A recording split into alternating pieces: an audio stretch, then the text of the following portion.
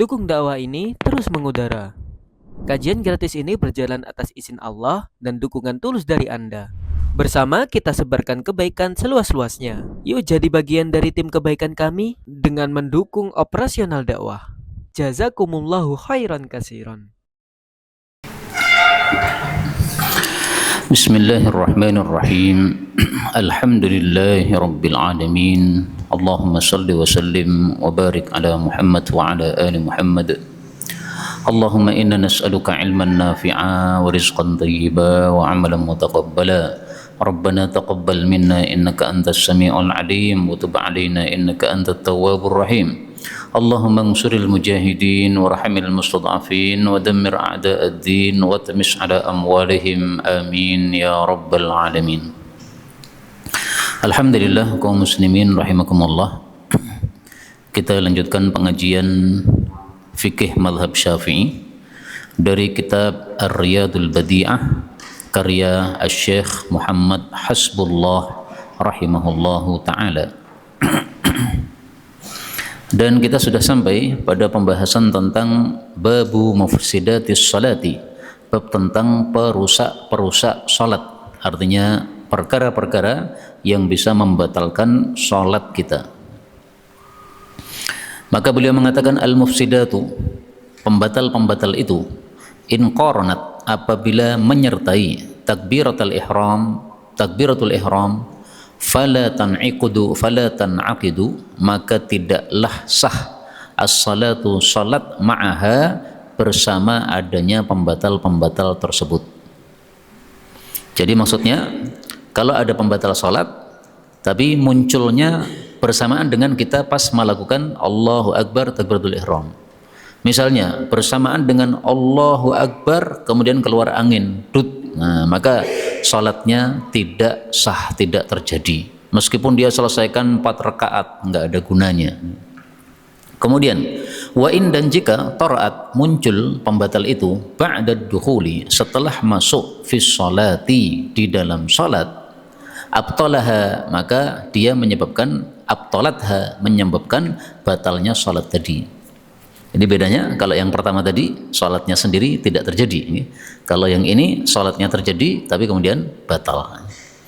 Nah, terus pembatal itu apa saja? Beliau merinci di sini beberapa contoh pembatal. Yang pertama wahya, dan dia itu adalah kathiratun, banyak. Faminha, maka diantaranya adalah al-kalamul amdu. Ini nomor 1 ya. Kalau belum ada nomornya boleh dikasih nomornya. Al-kalamul amdu, berkata yang sengaja, walau qalilan, meskipun sedikit. Nah, berarti kalau perkataannya tidak sengaja maka tidak batal. Misalnya seseorang melihat imamnya habis berdiri tiba-tiba langsung sujud. Nah, dia kemudian refleks mengatakan, "Loh." Nah, ini kan tidak sengaja, Pak. Kalau tidak sengaja tidak batal. Tapi kalau tidak sengaja dan ucapannya banyak, maka itu membatalkan juga. Misalnya seseorang sedang salat kemudian dia ngelamun, akhirnya malah ngajak ngobrol temannya yang ada di sebelahnya sampai beberapa episode yang dia obrolkan, baru sadar bahwa dia sedang salat. Nah, itu tetap batal meskipun tidak disengaja karena ucapannya banyak. Pembatal yang kedua, wal fi'lul kathiru, dan perbuatan yang banyak, walau sahwan, meskipun karena lupa. Misalnya seseorang ketika salat malah jogging. Nah, jogging kan gerakannya banyak, Pak. Nah, maka ini menyebabkan salatnya batal ya. Meskipun lupa tetap batal. Makan, ini termasuk perbuatan membatalkan salat. Minum, ini termasuk perbuatan membatalkan salat. Kemudian yang ketiga adalah wal hadatsu, dan hadas al akbar, baik hadas besar awil asghar, atau hadas kecil. Nah, misalnya kentut, nah, ini adalah hadas kecil. Hadas besar misalnya haid, nah ini adalah hadas besar, semuanya membatalkan salat. Yang keempat wahudutsun najasati, dan munculnya barang yang najis, allati, yang la yu'fa anha, tidak dimaafkan terhadapnya. Misalnya ketika kita sedang salat kemudian ada kucing mangkring di atas pundak kita, kemudian di situ, nah, maka salatnya batal. Karena ini najisnya tai kucing tidak dimaafkan. Apakah ada najis yang dimaafkan? Ada, kalau najisnya sedikit. Misalnya ketika sedang sholat panjenengan gatel bagian pipinya ini, kemudian digaruk keluar darah karena ngepas pada apa? Jerawat nih. Nah, darah ini menurut mayoritas para ulama hukumnya adalah najis. Tapi karena dia sedikit, maka ini dimaafkan. Sehingga keluar darah sedikit dari jerawat, silahkan lanjutkan sholatnya. Demikian juga kalau keluar apa ini? Mimisan, masih bisa melanjutkan sholatnya. Yang penting bisa ditahan saja apa darahnya tersebutnya, pakai baju atau pakai apa. Nah, itu termasuk yang dimaafkan. Kemudian yang kelima adalah wassalamu amdan, dan salam secara sengaja fi ghairi mahallih, pada selain tempatnya. Tempatnya salam itu kan setelah tasyahud selesai baru salam kan. Nah, ini belum selesai sholat sudah salam. Nah, ini sholatnya batal. Misalnya ketika kita sedang sholat sunnah, kemudian imam datang. Nah, maka imam datang, kita boleh melanjutkan sholat sunnah kita. Kalau tinggal sedikit, boleh juga membatalkan sholat kita. Bagaimana cara membatalkannya? Para ulama katakan tinggal salam saja. Assalamualaikum. Tidak harus noleh, Pak. Karena noleh itu tidak wajib. Salam ini yang wajib untuk menghentikan sholat kita. Kemudian yang keenam adalah wa fi'lu syai'in, melakukan sesuatu minal arkanil fi'liyah, dari rukun-rukun yang berupa perbuatan, amdan, dengan sengaja, fi ghairi mahallih, pada selain tempatnya. Misalnya seseorang sholat 5 rakaat padahal sholat duhur. Nah, ini berarti dia menambah rukun perbuatan. Kalau sengaja maka sholatnya batal. Karena itu kalau kita sebagai makmum, kemudian imamnya sholatnya 5 rakaat, kita tasbihi, Pak, subhanallah. Kalau dia nekat berdiri ke rakaat yang kelima, maka kita jangan ikut. Kalau kita ikut, sholat kita batal. Kenapa? Karena kita sengaja melakukan rukun perbuatan pada selain tempatnya. Kalau imamnya nekat nambah 5 karena dia yakin ini masih rakaat keempat kok, nah, maka kita sebagai makmum kita nunggu saja tahiyat. Nanti imamnya kalau sudah selesai rakaat yang kelima, dia akan tahiyat juga, kemudian dia salam. Nah, pas dia salam kita salam. Tapi kita jangan mengikuti apa? Tambahan rakaat yang kelima tadi, karena sholat kita bisa batal. Kemudian pembatal ketujuh adalah wariddatu, dan murtad, naudzubillah, wal iyadzu billahi ta'ala, dan kita berlindung kepada Allah Subhanahu wa ta'ala. Jadi ada orang sholat, di tengah-tengah sholat murtad, Pak. Dia mengatakan tidak ada Tuhan selain Yesus Kristus misalnya, maka langsung sholatnya batal. Yang kedelapan, wangkishaful aurati, dan tersingkapnya aurat, lil qadir, bagi orang yang mampu, ala satri, untuk menutup auratnya. Jadi misalnya ibu-ibu sedang sholat, tiba-tiba angin kencang, kemudian jilbabnya terlepas 1 kilo jauh, nah, maka rambutnya kelihatan, ini tersingkap auratnya, tidak sah salatnya. Kalau baru tersingkap sedikit, terbuka rambutnya, kemudian langsung bisa dipegang itu jilbabnya sehingga tertutup lagi, nah, tidak sah. Kalau sampai lepas 1 kilo tadi, nah udah, salatnya batal sudah, ya. Karena tidak mungkin kita ambil jilbabnya kecuali harus pergi jauh. Yang kesembilan adalah wa taghyirun niyati, dan mengubah niat. Nah, maka dalam mazhab Syafi'i mengubah niat itu enggak boleh, Pak. Salat sunnah kemudian diubah niatnya menjadi salat wajib, nggak boleh. Salat wajib diubah niatnya menjadi salat sunnah, nggak boleh. Salat sunnah A diubah niatnya menjadi salat sunnah B, nggak boleh menurut mazhab Syafi'i. Kemudian yang ke-10 adalah wattahawwulu, dan berpindah, anil qiblati, dari kiblat. Berpindah dengan apa? Bis sadri, dengan dada, amdan, secara sengaja. Illa, kecuali, fi salati, di dalam salat, syiddatil khaufi, dahsyatnya takut, yaitu ketika perang, wa nafilatis safar, dan salat sunnah ketika safar. Nah, jadi menoleh dengan dada ini membatalkan salat. Makanya menoleh itu ada 3 macam. Ada menoleh dengan mata, melirik, nah, ini tidak membatalkan salat, dan ini boleh kalau diperlukan. Karena Rasulullah SAW pernah sholat ketika perang, kemudian istirahat di satu lembah, kemudian ada yang jaga di bagian atas, kemudian pas sholat subuh, penjaganya yang di atas belum turun, Pak. Sehingga ketika beliau sholat subuh ini sambil lirik-lirik, ini penjaga saya mana? Kok kan nggak keluar-keluar, nggak muncul-muncul? Khawatir nanti akan diserang oleh musuh dari atas. Nah, melirik-lirik begitu boleh apabila memang diperlukan, tidak makruh sama sekali. Yang kedua adalah menoleh dengan kepala. Nah, ini lebih dahsyat lagi. Kepalanya menoleh ke kanan, ke kiri. Ini juga tidak membatalkan sholat, tetapi mengurangi pahala, karena berarti dia tidak khusyuk di dalam sholatnya. Tandanya khusyuk itu anggota tubuh kita diam tenang, menghadap kepada Allah Subhanahu wa taala yang beradab, tidak tolah-toleh begitu. Nah, yang ketiga adalah menoleh dengan dada. Nah, kalau menoleh dengan dada, maka kalau sengaja sholatnya batal.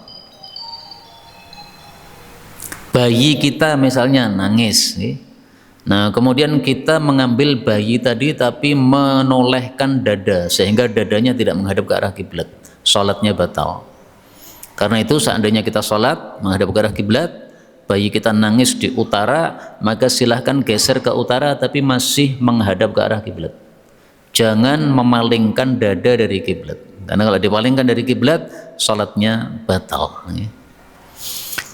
Ada dua pengecualian, meskipun dadanya tidak menghadap ke arah kiblat, tapi sholatnya masih sah, yaitu dua hal. Pertama, ketika sholatnya sedang perang, perangnya sedang berkecamuk di atas kuda, kemudian perang, kemudian sholat karena sudah tiba waktunya sholat duhur. Nah, kita sholat duhur sambil naik kuda, sambil nyetir mobil karena perang ini, maka ini dimaafkan, gak ada masalah, karena la yukallifullahu nafsan illa wus'aha. Kemudian yang kedua pengecualiannya adalah kalau sholat sunnah ketika safar di atas kendaraan, sambil nyetir mobil ke Jawa Timur, kemudian sambil kita sholat tahajud, gak ada masalah Pak. Bagaimana caranya? Ya pakai gerakan kepala saja. Allahu Akbar. Nah, ini berarti sedang takbiratul ihram. Allahu Akbar, ruku'. Allahu Akbar, sujud. Sami Allah liman hamidah. Nah, ini gerakan dengan isyarat dengan kepala, ini sudah cukup. Ya, menghadap ke arah manapun. Yang penting sholatnya sunnah. Kalau sholat wajib harus turun. Yang penting di atas kendaraan. Kalau berjalan kaki nggak boleh. Harus berada di atas kendaraan.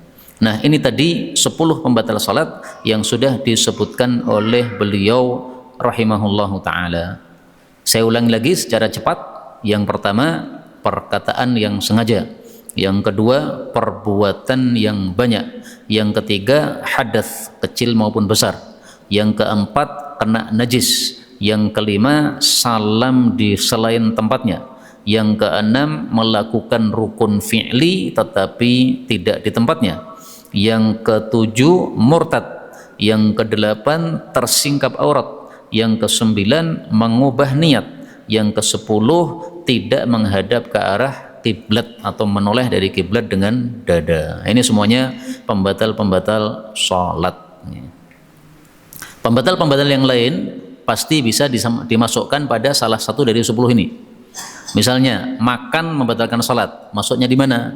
Masuk pada nomor 2, ya, perbuatan yang banyak meskipun lupa. Minum membatalkan sholat, termasuk apa itu? Perbuatan yang banyak meskipun lupa. Berikutnya beliau mengatakan babu sholatil jamaati, bab tentang sholat berjamaah. Apa hukumnya sholat berjamaah? Beliau mengatakan hiya, sholat berjamaah itu adalah fardu kifayatin, fardu kifayah ala ahli balad, atas penduduk satu kota.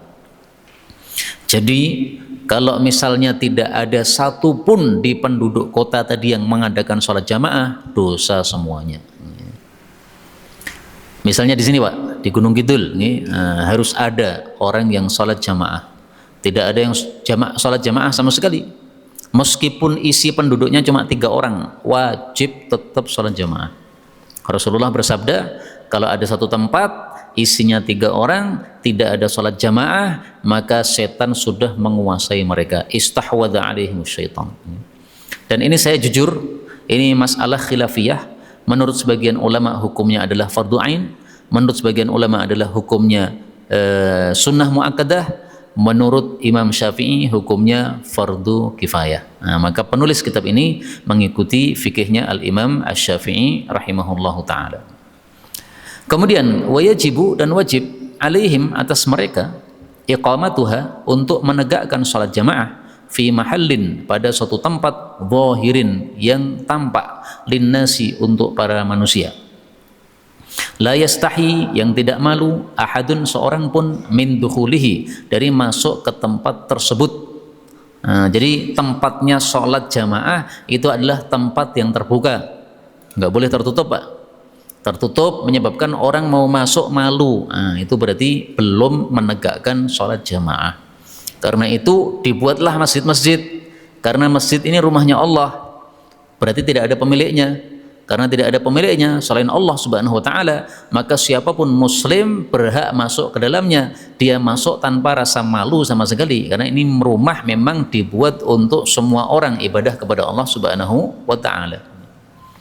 Kemudian was sunnatu, dan sunnahnya adalah ayyusalliya, bahwasanya salat, asyakhsu, seseorang itu, jama'atan, bersama jamaah, walau, meskipun, ma'a, bersama, ahli baitihi, keluarga rumahnya.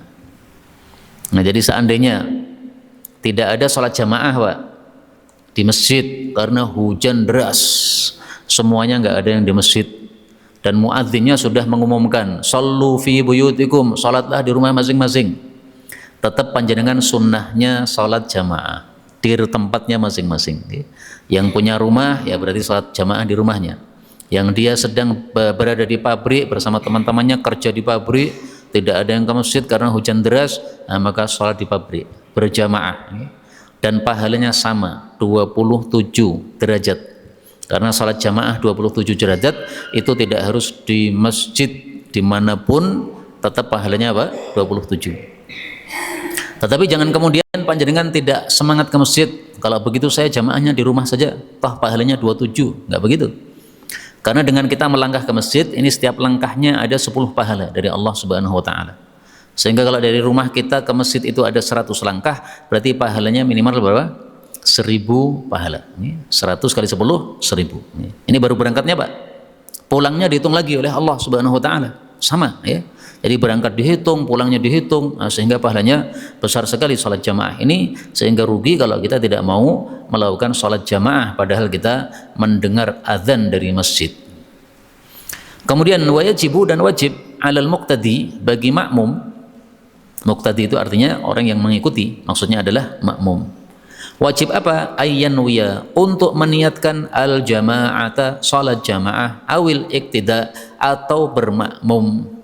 Nah, jadi makmum harus ada niat, saya sholat jamaah, dan niat tidak perlu diucapkan, cukup dalam hati. Hatinya mengatakan saya pengen sholat jamaah, udah. Hatinya mengatakan saya pengen jadi makmum, sudah. Berbeda dengan imam. Imam tidak wajib niat.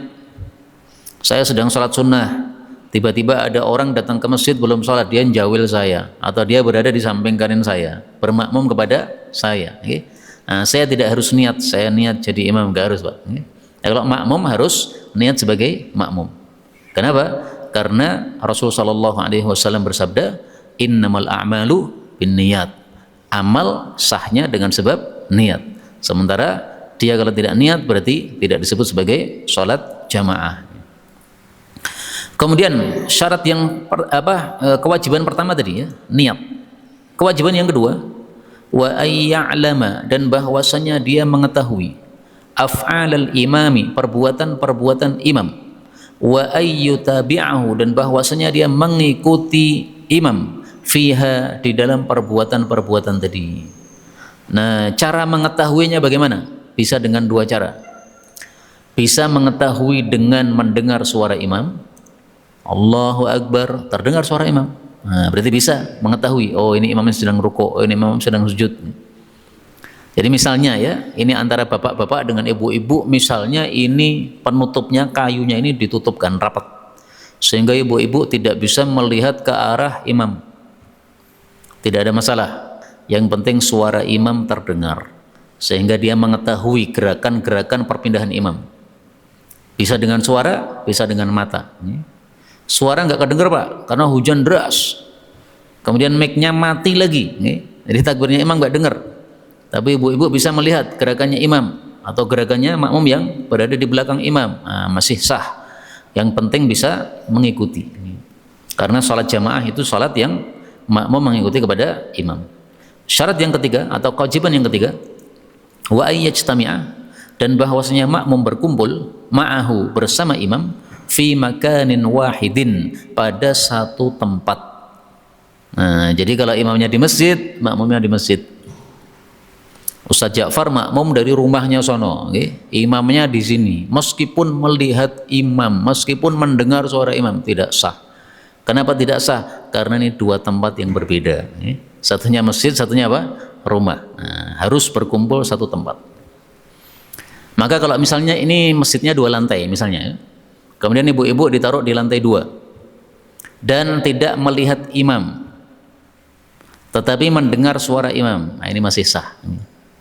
Karena itu dalam hal ini saya tidak sama dengan guru kami Ustaz Mudzakir hafizahullah, karena yang saya tahu pendapat Ustaz Mudzakir hafizahullah itu makmum harus melihat kepada imam. Nah, sehingga ketika kita dulu sholat di lantai 2 atau di lantai 3, kemudian imamnya di lantai 2, maka beliau wajibkan kita harus membuka itu apa, sebagian tirai supaya bisa melihat ke arah imamnya. Nah, kalau saya nggak perlu. Berdasarkan madhab Syafi'i tadi, yang penting mengetahui perbuatan imam. Mengetahui itu tidak harus dengan mata. Mengetahui itu bisa dengan mata, bisa dengan telinga. Sebagaimana dijelaskan oleh para ulama kita, ulama madhab Syafi'i rahimahullah. Ya, kalau panjenengan pengen lebih hati-hati ya melihat, ya nggak ada masalah. Ya. Karena kadang-kadang tanpa kita melihat nanti ada masalah. Asalnya kita mendengar suara imam, tiba-tiba oglangan, suaranya nggak kedengar, bingung kabeh. Tapi kalau melihat, nah, enak. Kemudian kewajiban yang keempat, wa alla, dan bahwasanya makmum tidak yataqaddama, maju alaihi, atas imam, fihi, di dalamnya. Jadi tidak boleh imamnya makmumnya lebih depan, lebih maju daripada imam. Yang dihitung maju itu apanya? Yang dihitung adalah tumitnya, Pak. Jadi ini tumitnya imam, ini tumitnya makmum. Nah, maka tumitnya makmum tidak boleh lebih maju daripada tumitnya imam. Kalau lebih maju daripada tumitnya imam, maka sholatnya tidak disebut sebagai sholat jamaah. Atau bersamaan, jejer plek, ini kaki imam, tumit imam, ini tumit makmum. Karena cuma satu orang kan makmumnya, maka berjajar bersamaan, tidak lebih mundur dikit. Nah, maka menurut madhab Syafi'i itu juga tidak mendapatkan pahala sholat jamaah. Jadi pahala apa? Pahalanya sholat sendirian. Itu madhab Syafi'i. Nah, sehingga madhab Syafi'i kalau makmumnya satu orang, itu dia mundur dikit. Mundurnya jangan terlalu banyak, Pak. Karena sebagian orang salah, akhirnya dia mundurnya terlalu banyak. Sehingga antara imam dengan makmum tidak nyambung. Ini salah. Mestinya antara imam dengan makmum tetap nyambung. Kakinya makmum nempel dengan kakinya imam, karena makmumnya cuma satu orang. Tapi kasih mundur dikit, kasih mundur dikit, misalnya satu ruas jari ini, ya, atau satu kuku, nah, maka mundur dikit supaya kita yakin bahwa kita betul-betul tidak sejajar dan tidak memajui imam. Kewajiban yang kelima, wa alla yataqaddama, dan bahwasanya dia tidak mendahului alaihi, atas imam, fil af'ali, baik di dalam perbuatan, taqadduman, dengan mendahului, fahishan, yang dahsyat, wala yata'akhkhar, dan juga tidak mundur atau terlambat, anhu, dari imam, fiha, di dalam perbuatan-perbuatannya, kadzalika, seperti itu juga. Jadi jangan telat, jangan mendahului salah, telat juga salah. Yang benar gimana? Ngikuti itu gimana? Imamnya sujud, sudah batuknya ini sudah nempel tanah, baru kita gerak sujud, itu ngikuti. Karena sebagian orang itu ada yang mendahului imam karena tidak sabar, Pak. Jadi dia membaca Rabbana walakal hamdu, kemudian dia pengennya segera sujud. Imamnya masih melanjutkan mil as-samawati wa mil al-ardi wa mil ama. Akhirnya dia doyong-doyongkan badannya ini. Nah, ini salah sebenarnya. Mestinya badannya jangan didoyong-doyongkan. Kalau imamnya belum selesai doa i'tidal, maka kita tambah doa lagi, terserah kita. Li rabbiyal hamdu, li rabbiyal hamdu, li rabbiyal hamdu, li rabbiyal hamdu, diulang-ulang terus saja, enggak ada masalah, sambil menunggu imamnya. Kemudian beliau mengatakan wala tasihhu, dan tidak sah imamatul untha, pengimamannya seorang wanita illa kecuali lin nisa'i untuk para wanita juga. Nah, di sini beliau mulai bicara tentang orang-orang yang tidak sah untuk menjadi imam, Pak. Yang pertama, cewek tidak sah untuk menjadi imam kecuali untuk sesama wanita. Berarti kalau cewek mengimami para laki-laki tidak sah. Kalau cewek mengimami para banci tidak sah. Manusia bisa dibagi tiga, ya. Paling bawah, paling lemah maksudnya perempuan. Di atasnya lagi para banci. Di atasnya lagi para laki-laki. Nah, di sini laki-laki sah untuk mengimami banci dan perempuan. Banci sah untuk mengimami perempuan. Perempuan tidak sah untuk mengimami banci. Banci tidak sah untuk mengimami laki-laki. Nah, jadi urutannya begitu. Maka yang atas bisa mengimami yang bawah tidak bisa mengimami yang atas. Kemudian yang kedua, yang tidak sah menjadi imam, wala dan tidak sah pula imamatul kafir, pengimamannya orang kafir. Contohnya bagaimana orang kafir menjadi imam, ya. Jadi misalnya kita ditipu oleh seseorang, dia mengakunya Islam padahal dia kafir, atau dia pakai peci padahal dia kafir. Dia hafal Quran, Pak, tapi dia kafir, ya. Kemudian menjadi imam. Karena kita suruh maju, kita taunya dia hafid, ternyata dia sudah murtad kafir, sholatnya batal.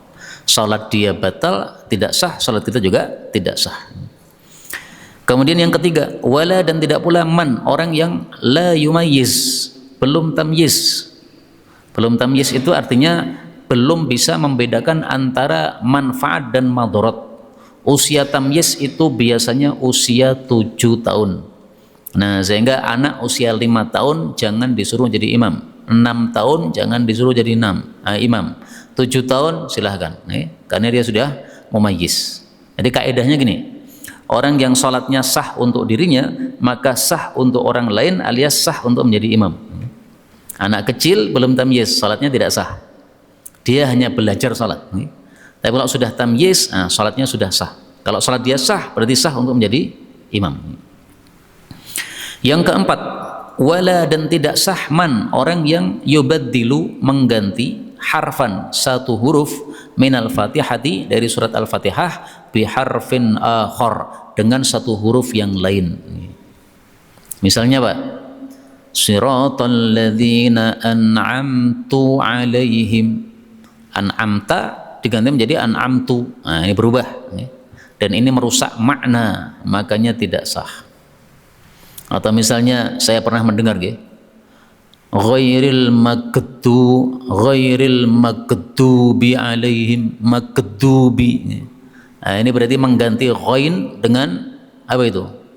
Qaf, karena orang-orang Mesir itu kalau ngomong qaf itu ga, magdu. Nah, berarti dia ubah ghain menjadi qaf. Ini tidak sah. Ini berdasarkan mazhab Syafi'i, tapi kalau berdasarkan mazhab Hanafi masih sah. Karena itu panjenengan rodok tenang. Ketika panjenengan misalnya safar, kemudian mampir di suatu masjid, ternyata kok imamnya bacaan Fatihahnya raga-ragaruan, Pak. Tenang, kenapa? Sesuai mazhab Hanafi masih bisa sah. Kalau panjenengan mau ngulangi silahkan, tapi kalau saya tidak ngulangi saya, Pak. Kenapa? Saya dalam hal ini ikuti mazhab Hanafi. Imamnya Fatihahnya tidak sah, yaitu salah dia, saya nggak nanggung salah dia. La taziru waziratun wizra ukhra, orang tidak menanggung dosanya orang lain. Yusalluna lakum fa in asabu falakum wa in akhtau fa alaihim. Para imam itu mengimami salat, kalau benar maka semuanya dapat pahala, tapi kalau salah maka yang tidak dapat pahala hanya imamnya, makmumnya tidak nanggung. Nah, itu dalil yang saya pakai dalam bab ini, sehingga saya pilih mazhab Hanafi dalam hal ini. Tapi kalau sudah tahu di situ imamnya bacaan Fatihahnya tidak benar, nggak usah salat di situ, Pak. Cari masjid yang lain yang bacaannya benar. Ini semua adalah orang-orang yang tidak sah untuk menjadi imam. Sekarang yang lebih bagus menjadi imam yang kayak apa? Beliau mengatakan, wal afdalu, dan yang paling afdal, ayyakuna, bahwasanya adalah al imamu, imam itu faqihan, orang yang paham agama, aliman, yang mengetahui, bi ahkamis salati, hukum-hukum salat, wal jamaati, dan hukum-hukum jamaah. Wa ayyakuna, dan bahwasanya imam tersebut adalah min, termasuk dari khiyarin nasi, orang-orang baik, fi dzati, dalam zatnya, wan nasabi, nasabnya juga baik, was sifati, dan sifat-sifatnya baik. Nah, ringkasnya adalah dua. Pertama, dia paham agama. Karena kalau paham agama, dia akan tahu bagaimana salat itu yang benar sesuai sunnah Nabi. Kalau misalnya ada kesalahan, bagaimana cara membenarkannya dalam kesalahan tadi. Ada sesuatu dalam salat, bagaimana seharusnya dia lakukan. Nah, dia paham. Okay? Kemudian syarat yang kedua, orang yang baik. Okay? Orangnya baik, akhlaknya baik, bukan pemabuk misalnya, bukan orang yang kerja di bank misalnya. Ya? Karena kalau kerja di bank berarti dia digaji dengan uang riba. Nah, maka orang-orang seperti itu tidak usah dimajukan untuk menjadi imam sama sekali. Sampai di sini sudah selesai tentang salat jamaah, dan ringkasnya di sini beliau membahas 3 masalah. Yang pertama tentang hukum salat jamaah, bahwa dia itu adalah fardu kifayah.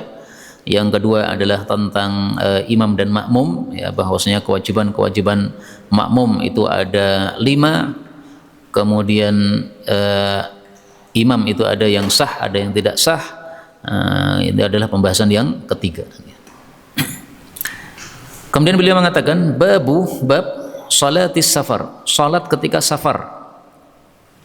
Beliau mengatakan ya juzu, boleh, qasrus salati, mengqasar salat, ar-rubaiyati, yang 4 rakaat menjadi 2 rakaat, fis safarit tawili, pada safar yang panjang, al-jaizi, yang safarnya boleh, bisyarti, dengan syarat, ayyaqsida, bahwasanya bermaksud atau menuju, al-musafiru, seorang musafir tersebut, mahallan, satu tempat, ma'luman, yang sudah diketahui, yang tertentu.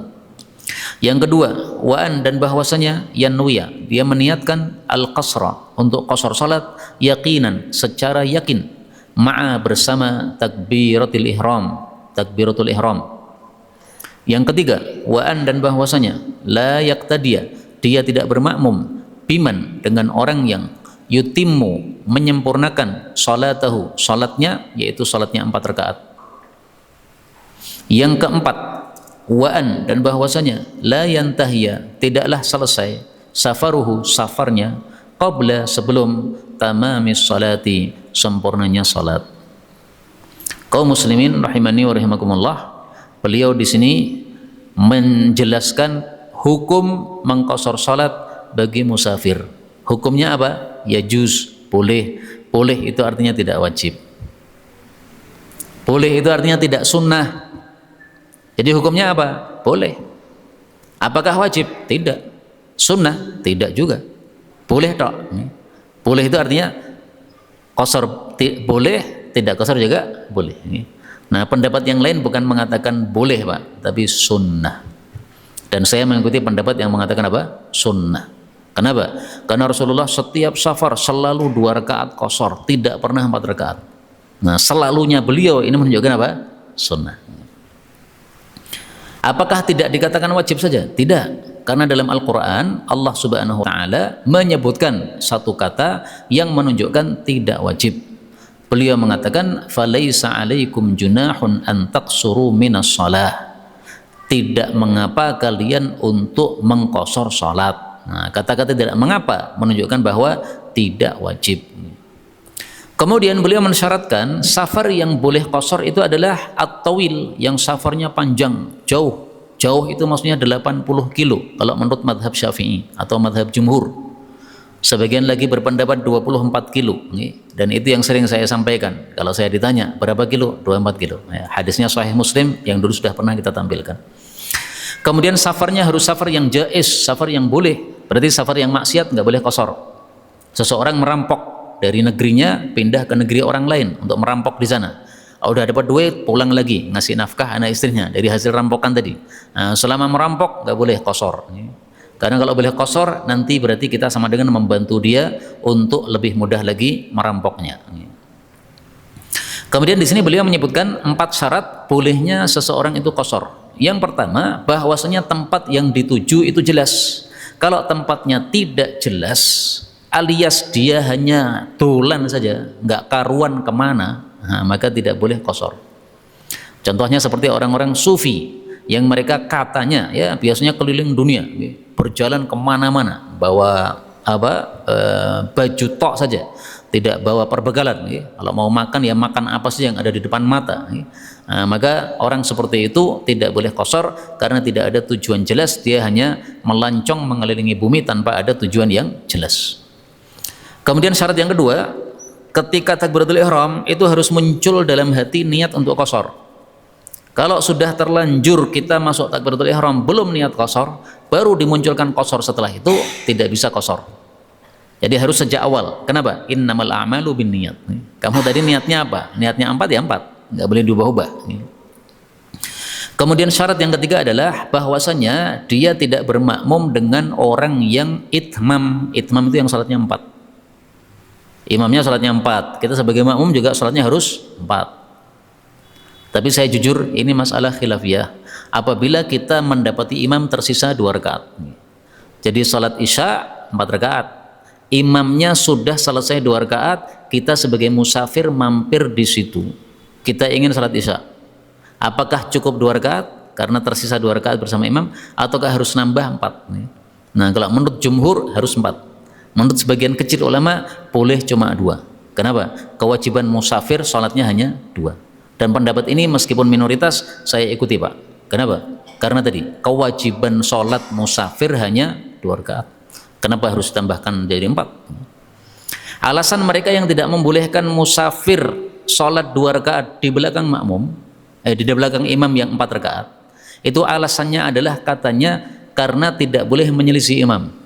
Nah, maka kita jawab bahwasanya ketika imamnya salam, kita salam, ini tidak menyelisih imam, Pak. Menyelisih imam itu kalau imamnya masih lanjut, kita malah salam, nah, itu menyelisih imam. Imamnya 2 rakaat kan, karena tersisa 2 rakaat, kemudian dia salam. Nah, kita sebagai makmum juga salam. Kenapa? Memang kita musafir dan kita sudah nemu sholat 2 rakaat, berarti sudah sah. Tapi kalau seandainya misalnya kita nemu 3 rakaat, nah, silahkan tambahi 1 rakaat lagi. Tidak boleh apa? Kita mengambil 2 rakaat kemudian langsung salam, nah, itu menyelisih imam, nggak boleh.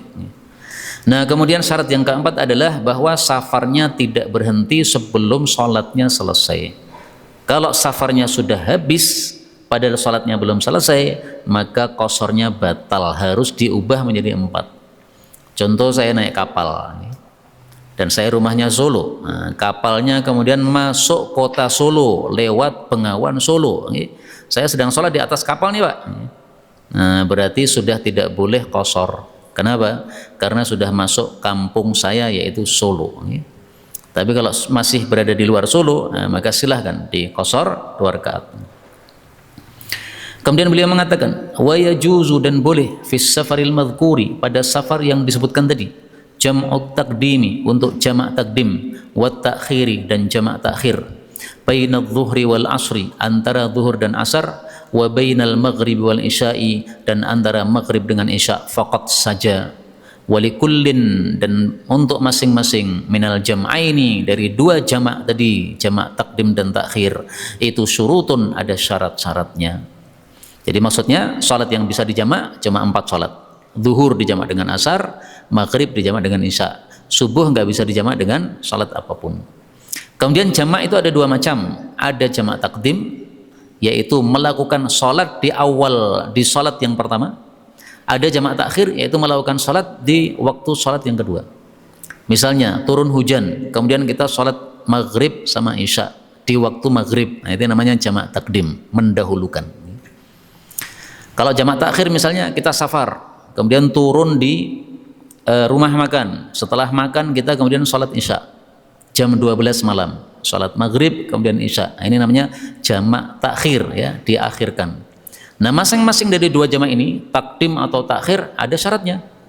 Untuk yang jamak takdim syaratnya lebih ketat, untuk yang jamak takhir syaratnya lebih ringan. Nah, sekarang kita bahas fasyurutu, maka syarat-syarat jam'i takdimi, jamak takdim itu beliau sebutkan di sini ada 5 syarat. Yang pertama, ayyanwiya, bahwasanya dia meniatkan al-jam'a, untuk jamak, fi sholatil ula, pada salat yang pertama, walau meskipun ma'as salami, bersama dengan salam, minha, dari salat pertama tersebut. Misalnya, Pak, Salat maghrib belum turun hujan, pas tahiyat akhir tiba-tiba turun hujan. Nah, kita niatkan dalam hati, saya mau jamak, boleh.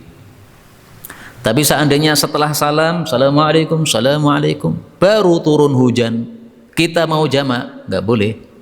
Kenapa? Karena sebelum salam kita belum niat. Nah, jadi harus ada apa? Niat dulu. Ini syarat pertama, niat.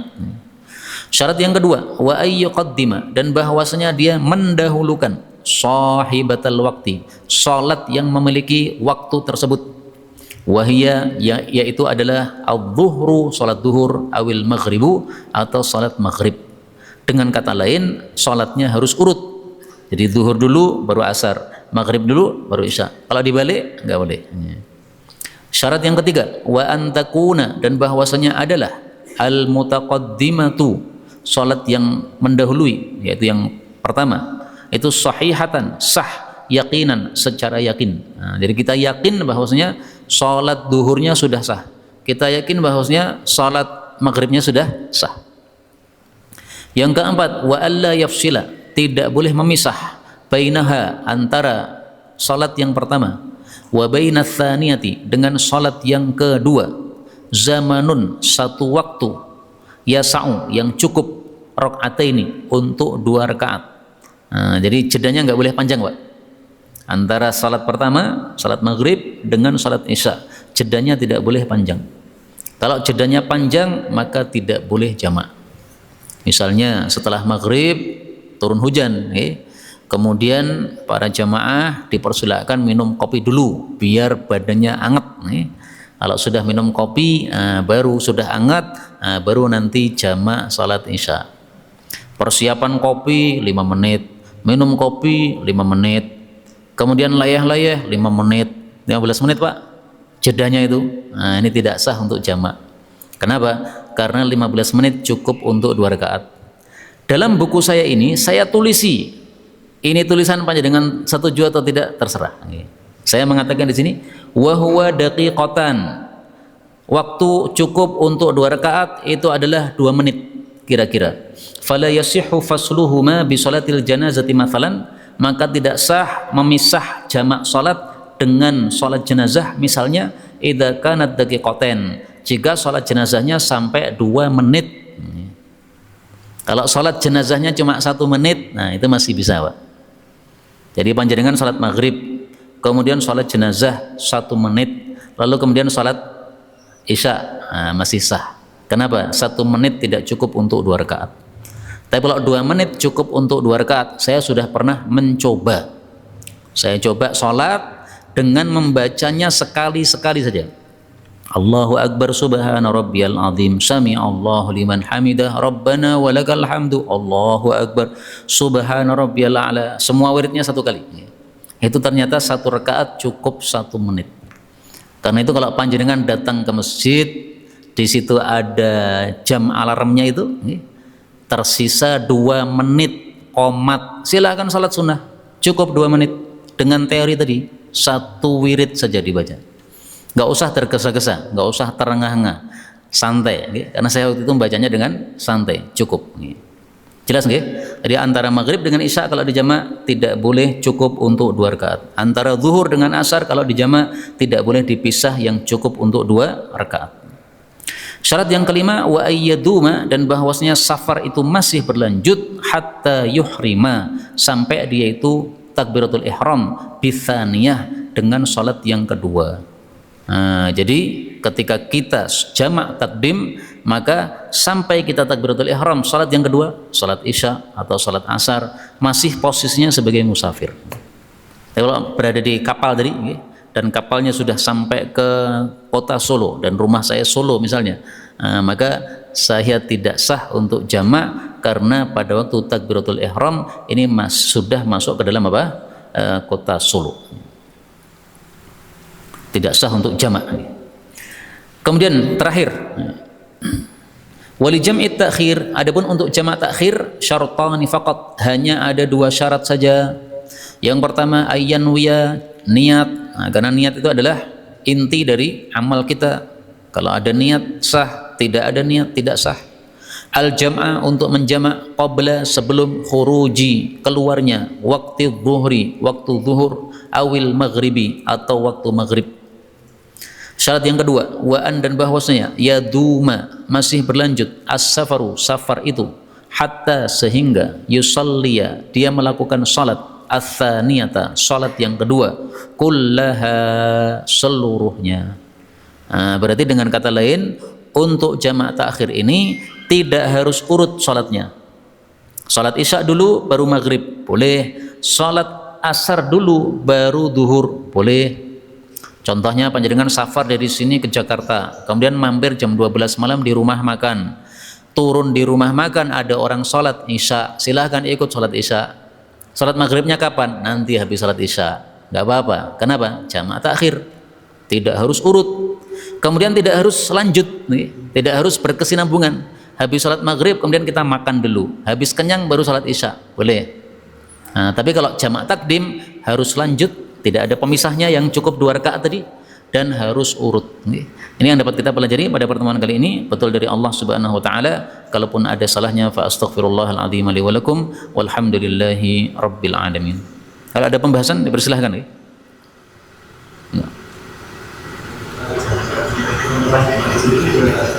Gimana?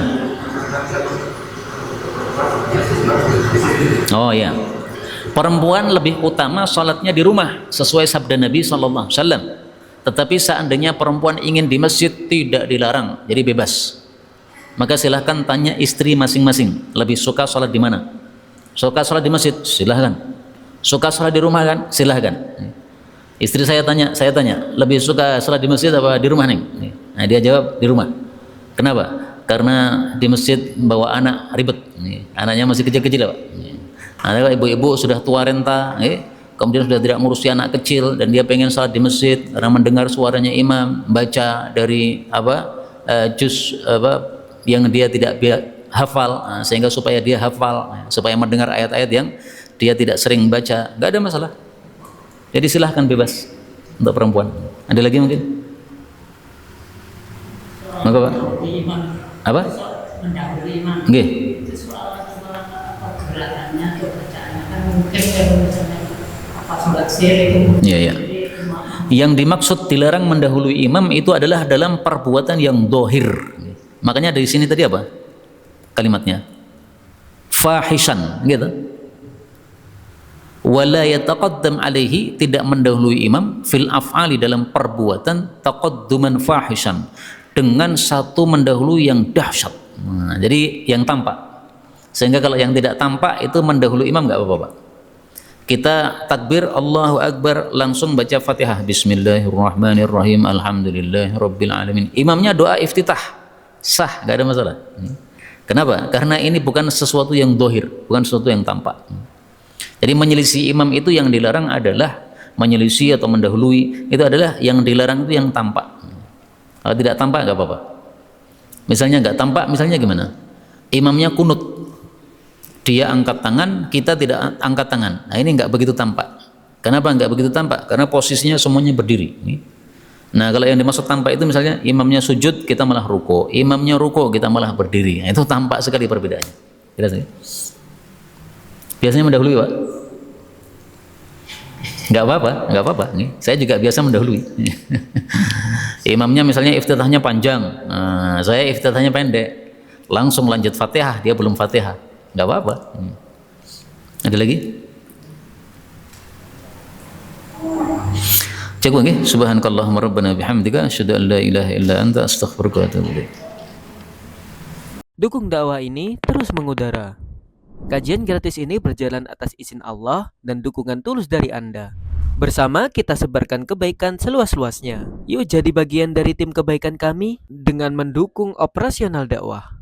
Jazakumullahu khairan katsiran.